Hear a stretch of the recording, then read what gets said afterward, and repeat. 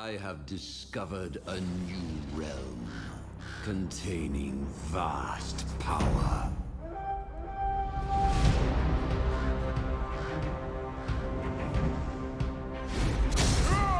My champions will conquer their accursed foes and deliver control of this domain to me.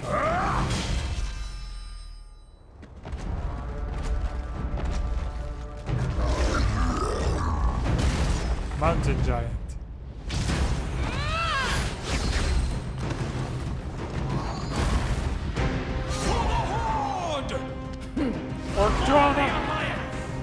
Soon, there will be order.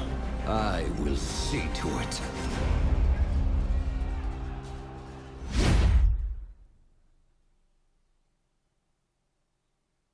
I saw an Orcish Johanna and an Orcish Junkrat. Cool stuff. Let's go to the next thing. Namely, Hero Spotlight Irel. After their homeworld fell to demonic corruption, the Draenei found refuge on Draenor, and for a time, knew peace. Raised within the Temple of Karabor, Yrel served as an acolyte, until a mysterious stranger united the orcs into a fearsome iron horde. Only through a chance meeting with the forces of Azeroth was Yrel rescued from orcish captivity and able to become a leader for her people. Now, in the Alliance's moment of need, Yrel has come to return the favor in the Nexus. Yrel is a deliberate melee tank, whose heavyweight abilities reward investment and careful timing. Each of Yrel's basic abilities is channeled and gains strength as it charges up to maximum. Upon activating an ability, its targeting indicator begins filling up, and you can press the ability's hotkey again to activate it. This can be done at any time, but allowing the ability to fully charge gives Yrel the most benefit. Her first ability, Vindication, allows Yrel to act as a conduit of holy power. After channeling, she releases an explosion of light that damages enemies while healing herself. Both the ability's healing and damage increase the longer Yrel channels until she reaches maximum charge. Next is Righteous Hammer. After readying herself, Yrel swings the Hammer of the Naru, damaging enemies and knocking them away. The longer she charges, the more damage and knockback distance increase. Enemies hit at full strength are stunned for a short period on top of its other effects. Yrel's final basic ability is Avenging Wrath. Upon activation, Divine Wings manifest that allow her to leap through the air. Upon landing, she slows and damages enemies in the impact area. As the ability charges up, the distance she can travel increases. Yrel's trait, Divine Purpose, interacts directly with her abilities. When activated, her next basic ability can be cast instantly at maximum charge and has no mana cost. This gives Yrel a plethora of options in combat, like a quick heal, the ability to create some extra space, or even a quick engage or escape. Ardent Defender is Yrel's first heroic option. Upon activation, a barrier surrounds her that absorbs incoming attacks, negating all damage taken and healing her for a percentage of the damage dealt. Ardent Defender can be cast while she is channeling her basic abilities, so don't be afraid to use it for some last-minute protection. Her second heroic, Sacred Ground, purifies a portion of the battleground around Yrel, granting her a large amount of armor while she remains in the area. The effect only benefits Yrel and has no time duration. Instead, it persists until Yrel chooses to leave or someone forces her out. Do your worst! All of Yrel's basic abilities have a channel time that increases their strength or range. It can take a bit of time to charge up to maximum, so make sure you're picking the right moment to unleash her holy power. While channeling, Yrel is unable to attack and moves at reduced speed, so watch out for heroes with interrupts or strong CC that can shut down her abilities or keep her away from the fight. At At level 4, Urel's talents all give her different ways of supporting her allies. Aegis of Light gives armor to allies in Avenging Wrath's impact area. Gift of the Naru allows divine purpose to heal a nearby ally. And Hand of Freedom grants an ally bonus movement speed and clears slows and roots. The Velen's Chosen talent increases Urel's damage and healing when she successfully hits an enemy hero with a fully charged basic ability. The effect stacks with successive hits and has a long duration, giving her plenty of time to cause some chaos. Word of Glory improves her Ardent Defender heroic, causing it to heal nearby ally heroes for a large percentage of the damage she absorbed. A shield at the right time can provide a sudden pick-me-up for your team. Finally, the Bubble Hearth talent provides Urel with an all-too-familiar form of escape. After a short channel, Urel becomes invulnerable and hearthstones back to the Hall of Storms, leaving the fight and circumventing death. Urel, Light of Hope, is a courageous holy warrior and an unflinching protector of her allies. She now finds herself fighting within the cosmic storm where heroes from across time and dimension collide. Make sure to leave us a comment or subscribe to Heroes of the Storm on YouTube, and we'll see you in the Nexus. I will fight until the end! Nice. Up next, Alterac Pass Battleground Overview.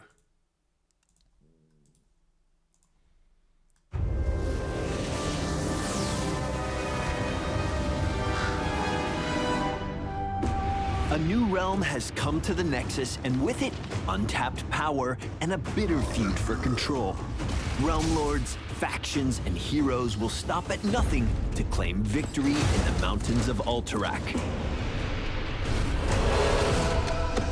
Alterac Pass is a large three-lane battleground that hosts the familiar war cries of longtime rivals, the Horde and the Alliance, as they clash in the Nexus.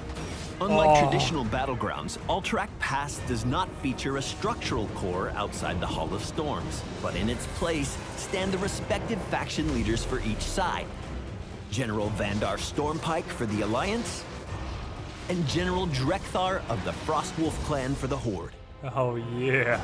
Players must fight their way through traditional forts and keeps to find themselves face to face with their opposition's leader. If you want to claim victory, you'll have to bring them down. The generals carry with them a lot of the flavor and execution from their AV predecessors. Both will charge at incoming challengers, dealing damage, and follow with a whirlwind ability that damages all enemies in the area around them. Should you engage and find the need to retreat, the generals will leash back to their starting positions and begin to regenerate their health. Also note that for every keep your team manages to destroy, the enemy team's general will suffer a loss in armor. Positioned above and below the middle lane are two sets of prisoner camps that hold access to the battleground's central objective. Periodically, prisoners will spawn inside opposing camps guarded by prison defenders. Teams must invade enemy territory, take out the prison defenders, and free their captive while looking to ensure the enemy isn't successful at doing the same. After a brief channel on the enemy's capture cage, an escape sequence will initiate.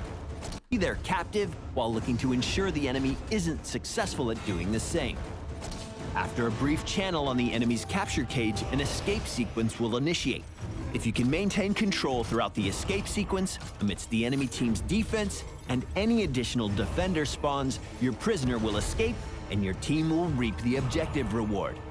For teams that have lost control of their prison camp, a simple right-click on the capture cage will immediately stop progress of the escape sequence, but a full channel will be required to take it back. Taking the map objective on Alterac Pass will spawn a cavalry unit in each of your lanes. These mounted units will push into enemy territory and support allied players and minions with a damage and speed boosting aura in their proximity. Wow. This damage bonus will increase in strength for each subsequent objective. A raider! Oh, you see, it's a raider. This damage bonus will increase in strength for each subsequent objective completion across. Lock the rush! This damage bonus will increase in strength for each subsequent objective completion across a game. Alongside the Battleground objective, spread across Alterac Pass are Oh my god, this is Warcraft! increase in strength for each subsequent objective completion across a game. Alongside the Battleground objective, spread across Alterac Pass are 2 Gnoll siege camps and 2 Ice Giant boss camps. The Gnolls will push in a similar manner to the Hellbat siege camps on Brax's Holdout, providing a large health pool per unit and a cleave attack that applies a stacking armor debuff to anything it hits. The Ice Giants function similarly to the Grave Golems on Cursed Hollow, but utilize an Ice Shard ability that will damage and massively slow in an area. Specific to Alterac Pass are the addition of mud pits around the objective area. Be mindful of your positioning, as the longer you stand in these areas, the greater hit you'll take to your movement speed. If you must move through them, do so quickly and without threat of opposition. Lastly, should your team find success with the objective, do your best to push and fight alongside your cavalry. The buffs provided by these units hold the mainstay of value in their pushing power, so make the most of it. Due to the health regeneration mechanic on the generals, retreat isn't an effective option against them. Bolster your push for victory by executing an all-in with your cavalry and whatever mercs you can recruit. So the generals is the core, right? Yeah. Effective option against them. Bolster your push for victory by executing an all-in with your cavalry and whatever mercs you can recruit. Mass headhunters. What a troll strat. The horns of war echo inside the valleys of Alterac Pass. Will you join the Alliance in an effort to control this new realm? Or will you side with the Horde, just like every other barbarous, unkempt brute? We'll see you in the next session. For the Alliance! For the Horde! Is that Chris Metzen?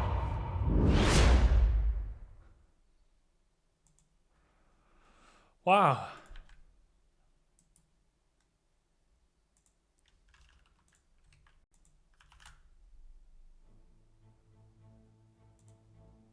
Let's see what we got next. Next up, we have the ability page for Irel.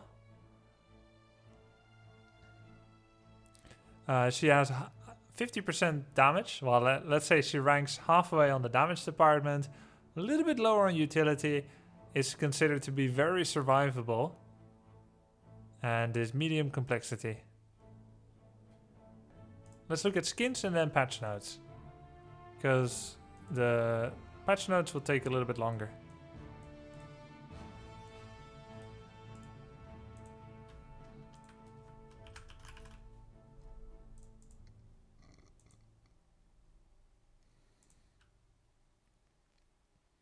Yes, a black side. Nice. Where are the skins?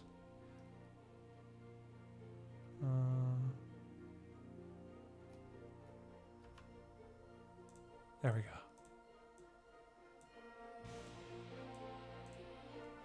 This is on Wowhead, followed by the Heroes of the Storm Reddit link. Irel will... A character originally from Warlords of Draenor and World of Warcraft is the next playable hero. The event will start on June 12th, which is a Tuesday, and continue until July 9th. The Alterac Pass Battleground and new skins will be releasing later on June 19th. Huh, okay. So 1 week only Irel, and then 2 weeks from now is also the map, which I'm super excited for. Let me make this a little bit bigger. There you go.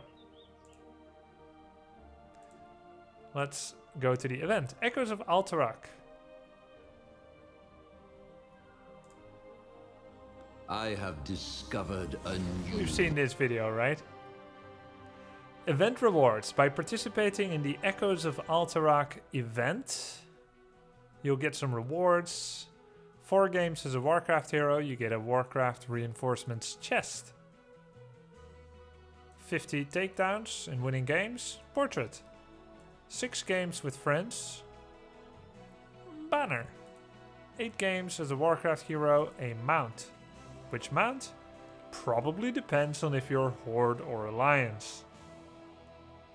You either get this thing that actually looks like the rat from Ninja Turtles. What's his name? Splinter. You can ride Splinter. I've always wanted to since I was young.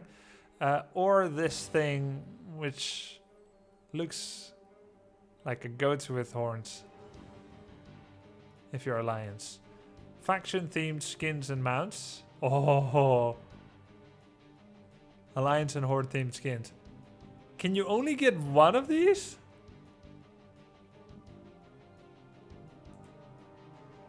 Spirit Healer Ariel. You can get them both? Okay. Vandar Muradin. Spirit Healer Ariel.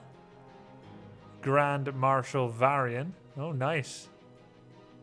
Looks like a very, very decorated footman. Is it useful, by the way, to have a shield with 4 layers? Top layer with 3 circles. And then your shield. And then behind it is like a mini shield. And then to the side is an... which is also behind the top shield is another shield. So it's 4 layers of shields.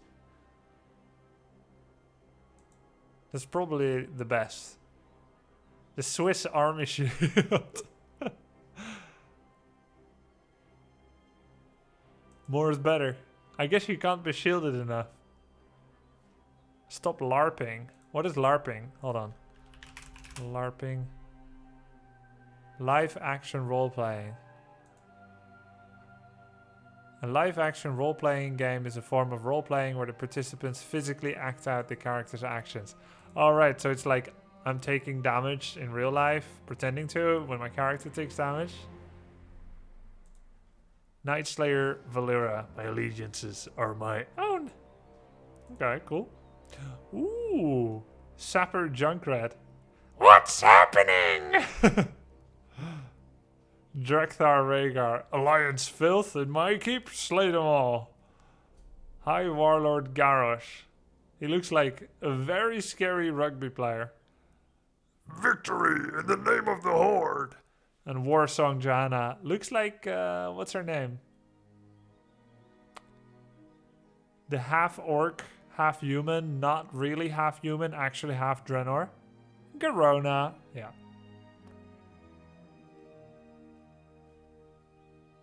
Garona.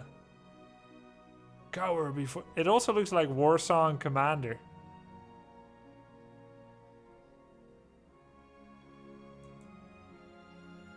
Swift Stormpike Ram.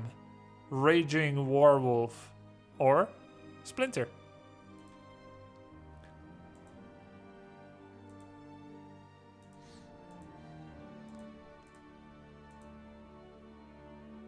Yep, the 3 new announcers, we had a peek at them.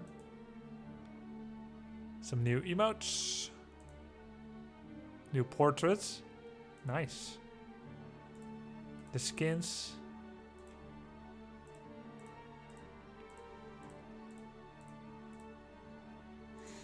Some battle animations.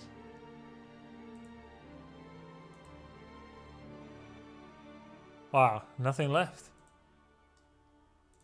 There's the 2 ults. Finished? Wait, there's more. Vehicle exit hotkey has been moved to the trait key, default D. Okay, so you no longer accidentally ult. The worst thing that you'll do is Alexstrasza Dragon Queen. Oh, Ashiri has a new link for us. There we go. Let's try again.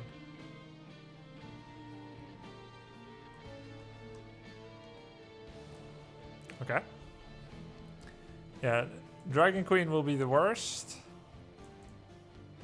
But for the most part, it's better to accidentally trait when you leave a vehicle than to also ult. Dragonite, Garnet Terrier, Triglav, Protector, Blaze, Bunker, Drop.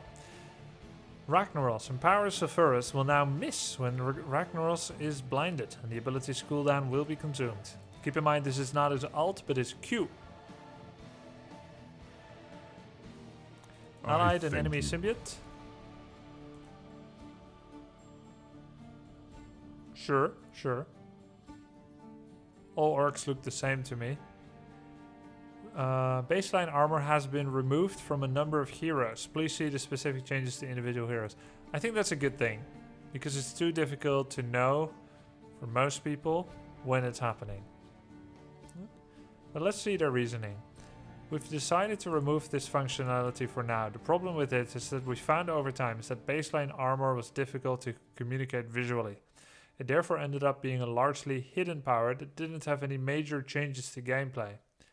I agree. It was worth a try. It would have been hard to predict this happening beforehand. There's something structures on top of vehicles. The region selector drop-down has been removed from the main menu. Oh, okay. There's something about structures? Oh. Structures is later, bruh, Decepti. Going forward, we'll prefer to make armor and other mechanics that are effective against heroes and damage types more interesting when they're tied to game mechanics. To clarify, while we are removing baseline armor from heroes, we still like armor that's tied to a window of time or has an obvious display on the hero when it's active. For example, Greymane in Worgen form and Cho'Gall's Ogre Hide. Sure, makes sense. New mug, PogChamp. Fort Towers XP is less. Good change. I'm assuming they're going to compensate. So this is minus 500 on the fort wall. This is plus 200. Okay, so 300 less XP overall from the whole front castle walls. I think that's legit. 2 towers being the same as a fort was imbalanced. This is way better. Good change so far, I think.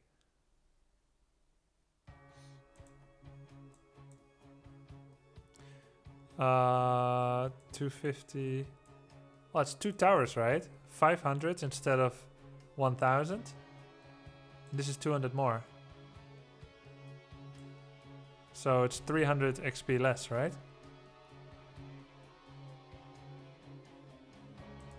Did I say something wrong? 300 XP less. Huh. Anyway, it's worth checking. It's not like I don't make mistakes. Keep experience goes up 400. So a total of 100 XP more if you eliminate an entire lane. 100 XP more, but it comes later. So I think that balances out because later in the game experience isn't worth as much as early. So I feel like they've struck a near perfect balance to it. In removing the power and therefore the snowballing nature of killing, first of all, towers, and also towers plus fort. And then the keep is the final extra bonus. Keep is worth more.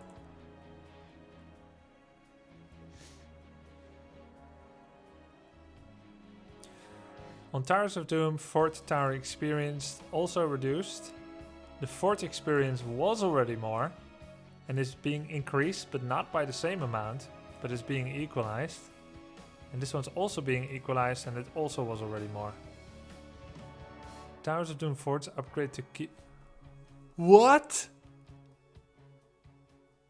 That's why he said he's upgrading the towers. It must have always been doing this, and only people with IQ over 100 knew. I've upgraded my towers. I'm like, why does he say upgraded my towers when it creates a teleporter? Why doesn't it just say I've created the teleporter? So he actually said upgraded towers because he upgraded the towers. Well, it's a very confusing map, ladies and gentlemen. You cannot attack the core. Every time you try to attack the final line of towers, it shoots you to death. Forts and keeps are called bell towers. I mean, there's so much that I didn't know about. It's a new map. What is it, like 1.5 years old? Give me some time. Anyway, we're taking some of the experience away offered by outer towers and distributing it amongst other structures in an effort to keep teams closely in level for a little while longer. Good. We still want to reward skillful play, but a team that completes the first objective is frequently able to take out a lot of the opposing team's outer structures. Not only did this open up a strategic advantage, but it also pushed the winning team further ahead. Usually this results in one team reaching level 10 before their opponents, allowing them to snowball to an even greater lead. We'd instead like to slow down early game leads, so that winning teams have to play well for a longer period of time. Perfect reasoning. Perfect reasoning. Very good, very good. I love it. I think it's great. But time will tell, right? Hero changes. Assassin Cassia. Health increased. Regeneration decreased. That's new. That never happens. Physical armor while moving unmounted decreased. Oh, okay. Wow.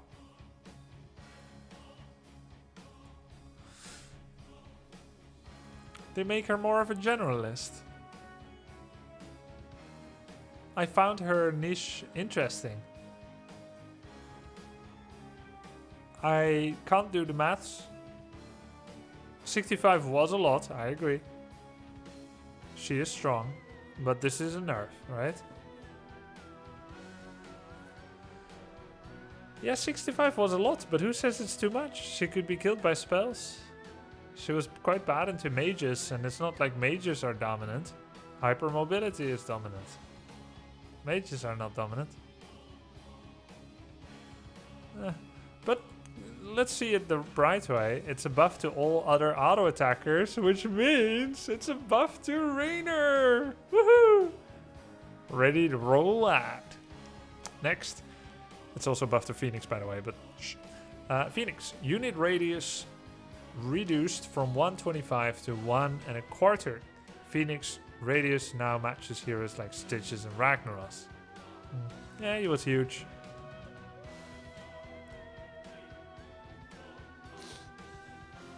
Yeah, 1 1/8.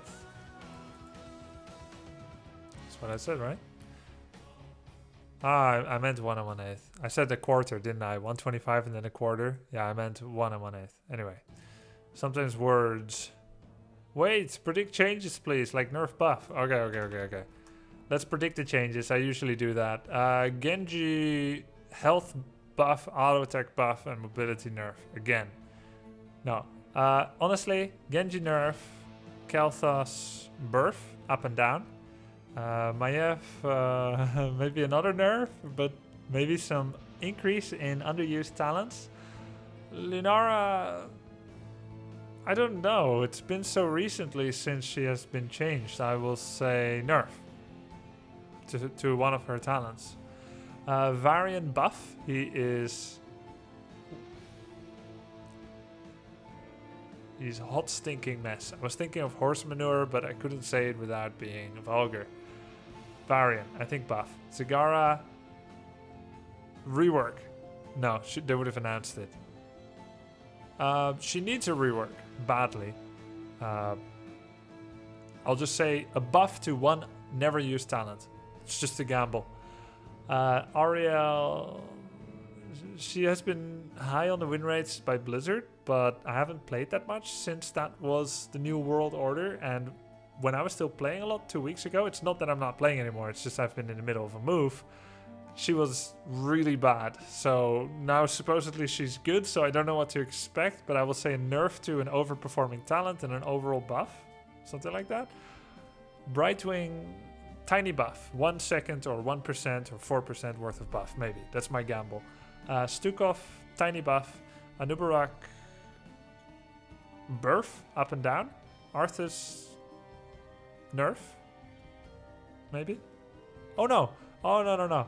Anubarak and Arthas, they're gonna get armor changes. They talked about this. Diablo, Garros, Janna, it's all gonna be the armor changes. And I'm gonna make no further predictions than that. Let's get to it. Genji, longer on his mobility and longer on his mobility. Good. Small little nerf, always good. I like it. Kel'Thas, unit radius decreased. Oh, he's smaller. Yeah, he was huge. So he will get hit less easily by skill shots, and he can get body blocked by his allies less easily as well. Living Bomb, periodic damage increased. Nice. After years of battling in the Nexus, Kel'Thas finally learned the reason why puny interlopers could foil his clearly superior plans, and went to the tailor to get his cape trimmed. Salama Ashela Trim. Maiev, Umbral cooldown increased from 12 to 14. Spirit of Vengeance, cooldown increased from 10 to 13. Damage increased by so much. No longer deals bonus damage to heroes, but instead if it hits a hero, short cooldown. Blade Dance, smaller area of effect.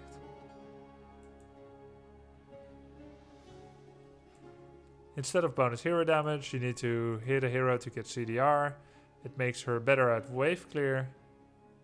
And it's more likely to be used as an engage then, but reduces its usefulness as an escape. Overall, Maiev's kit is still slightly overperforming, so we hope that these changes will also get her into a sweet spot. I don't think Maiev will ever be sweet. Her heart is too full of vengeance. But probably sounds like a pretty decent change with that. Yeah, didn't I say it? One overperforming talent getting reduced a bit. Makes sense. When I was looking through her kit, I also could not believe that this was a level 4 talent. It's still really, really, really, really good. But that is a fair nerf. I would have said 100%. Choking Poland, which is supposedly the best, said Snitch from Team Dignitas. And I tried it and I liked it. Bonus damage if they are not... Oh my god, it's getting buffed.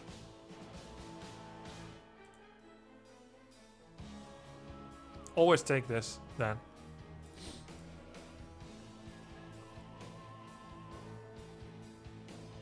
She's in a good spot already. It's OP and it got buffed. And this was OP and it got nerfed. She's in a good spot, but they buffed her best damage burst. Multi-class Varian. More health. Good. I was shocked. I was playing Varian in Ranked recently. I know, right? Report me. And I lost really badly. Like, so many deaths. So bad. Just... Let's never talk about it again. But I saw that I had 2600 life when my allied Nazeebo had 35. I was Colossus Smash, but still. Feels pretty salty to be like down, what? 35% on health. Some health regen, some extra health, but no more passive. Oh, okay. Oh, okay. No passive armor. Slight compensation for the armor removal, but not quite. And this covers maybe for the rest. And then that means that it's also a buff to Colossus Smash and Twin Blades. And not a little one either. It's nearly 200 life. Nearly 200 life. That's 10%. Right? Oh, no. 5%. 5% health increase. Passive maximum. Oh, okay, so Taunt is nerfed and the other two are buffed. No, it's 200. It's 10%. It's 10%. 10%. 5%. But no more armor. How much did it give? Like 10 or 15? How much was it? Well, I said 10%, but I saw chat, and chat said 5, and I always trust chat. Which is probably a mistake, but... Yeah. Long story short, Taunt is nerfed, Colossus Smash is buffed, Twin Blades is buffed. So... probably still get Taunt. But is Colossus Smash good? No, because it's just a bust mechanic. Once you start Colossus Smash, someone can use their haha escape, and you have to follow all the way through to their fort or gate or... So that means that the only build is Twin Blades. Specialist. Oh, she really did get a rework. Hunter Killer, less health? More health scaling? Oh, they normalized her scaling a little bit. Actually, it used to be weak, her scaling. So she was like early game monster. And now she's a better scaler.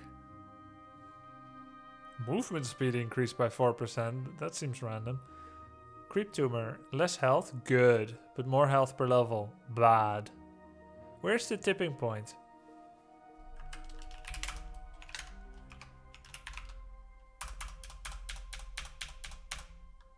$201 at level 10.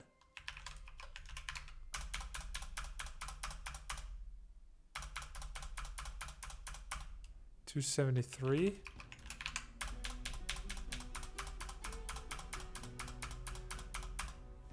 It's about level 20.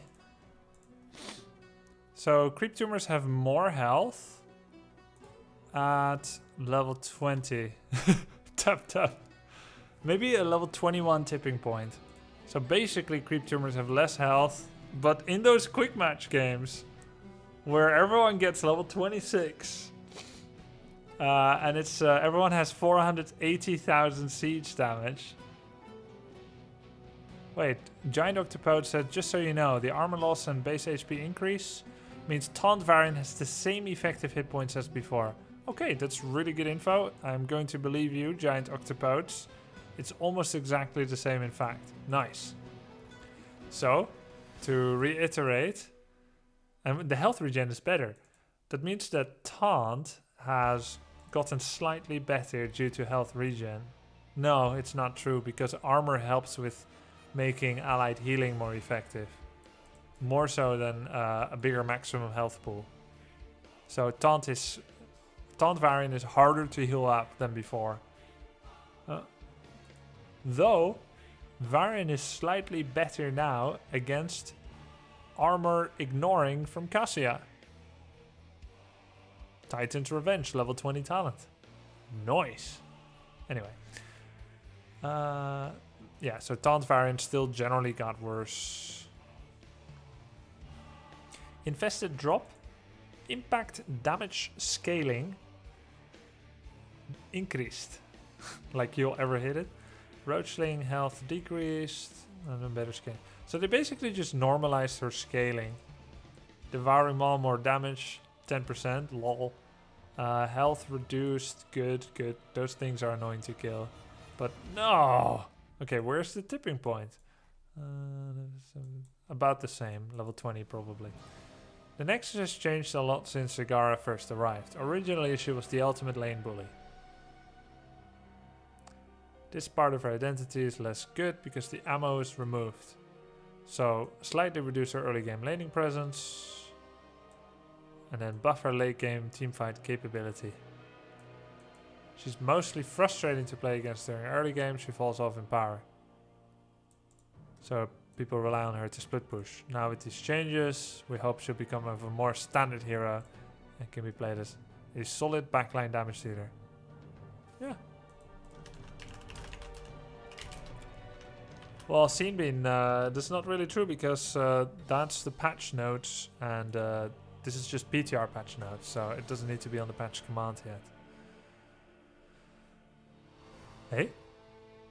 Oh, talents changes. Wow, after this. Corpse feeders. Damage reduction from non-heroic sources. Okay. Brute expansion. Cooldown. Reduction increased. So 1 more second off, which is nice. And less mana. Okay. Better Giant Killer Hydra. But I'll probably still get Mutalisk because it tracks much better. Still no change to Bile Drop, by the way.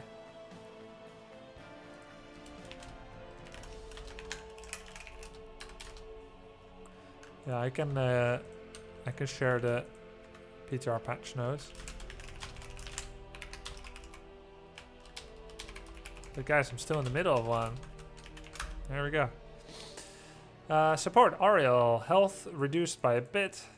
Ariel nerf. Lol. Harder to get value, less damage, and less health. Really? Like, was she really good?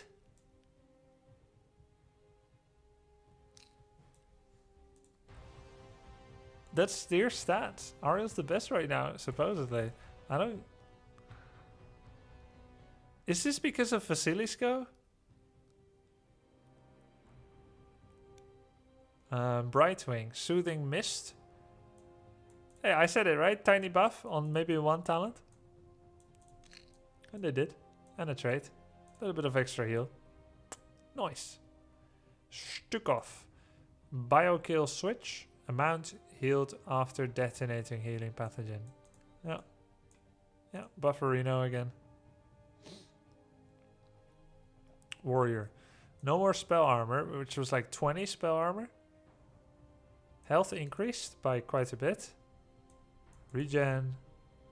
Hardened Carapace is cheaper and gives 40 spell armor while active. So it's either that.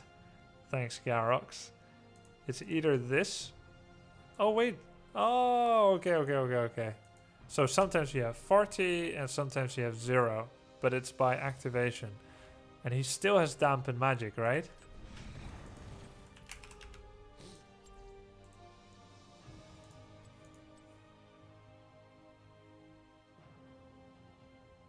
So he'll have 70 during that time.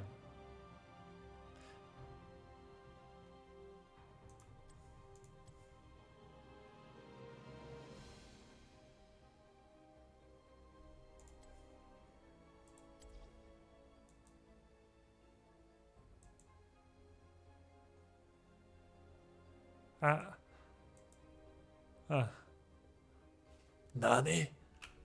Yeah, if you're lucky enough to stack them, sure. Or skillful or planning enough, I guess. But that seems pretty good. 70 Chromie will almost not one-shot him. It only lasts until the shield breaks, sure. But while you have 70 spell armor, your shield will probably not break. Well, yeah, his baseline 20 is gone, but Dampen Magic is still a thing. The Rubian armor, so 30 plus 40. It's a cool change, though, because Hardened Carapace, you just cast it and you get a shield, but now it actually interacts with the type of damage you take. I think it's a bit too strong, though. I think it should be 30. But it's a change for the better, but the numbers seem a little strong. Okay, his 15 physical armor is gone, and he gets a little bit more regen and health. And this one is now making up for that part, but it's only every now and then. Diablo. He was a little... Was he weak? Was he strong? When he came out, everyone said he's weak as. Then people said actually he's got a pretty decent Fire Stomp build.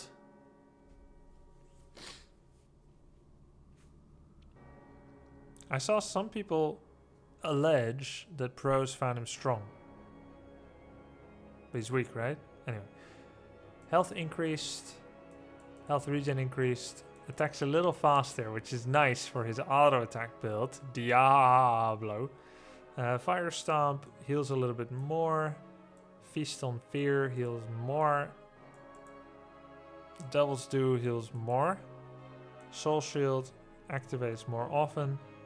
Sacrificial Soul, more armor. More armor after full souls. More healing. Okay, he was weak. Lol. Devastating Charge. Less damage initially. It was double damage if you stunned. But he gets 5% more per stack. How much stacks? 5? Maybe it's slightly stronger than before. Oh, okay. Oh, so this one is initially weaker, but with quests better. He's underperforming since his recent rework. Oh yeah, because they used the male model. Why male models? Because Diablo 1 and 2. So we've increased his baseline survivability. We expect him to rise as players settle into new builds and play styles. We've also addressed a few of the talents that weren't as strong as their counterparts. Additionally, we've reduced the duration of Feast on Fear, but we've increased its healing per tick, so Diablo players can get more value out of a few healing ticks before overriding it. Garrosh. less groundbreakers. Fewer, you should say. Fewer groundbreakers. I feel like I've read this before. No? You love to see it.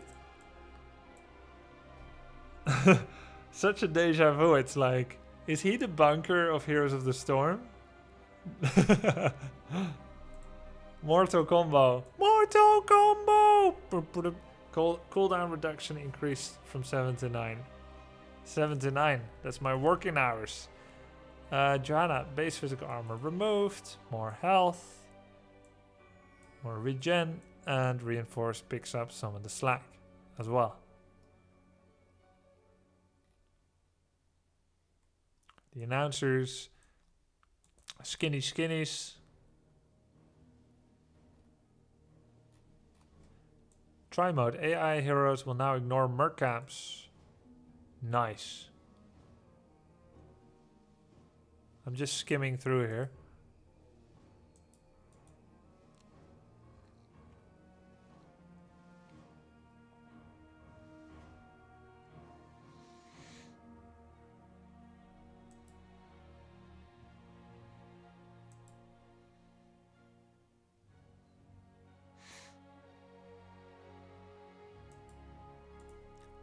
Grr!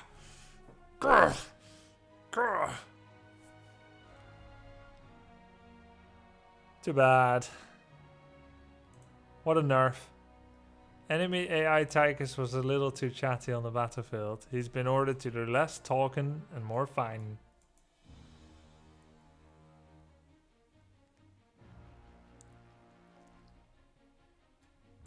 Yeah, let's go to the forums. Nice. I think that concludes our today. Ah! Am I dead? Is this the afterlife?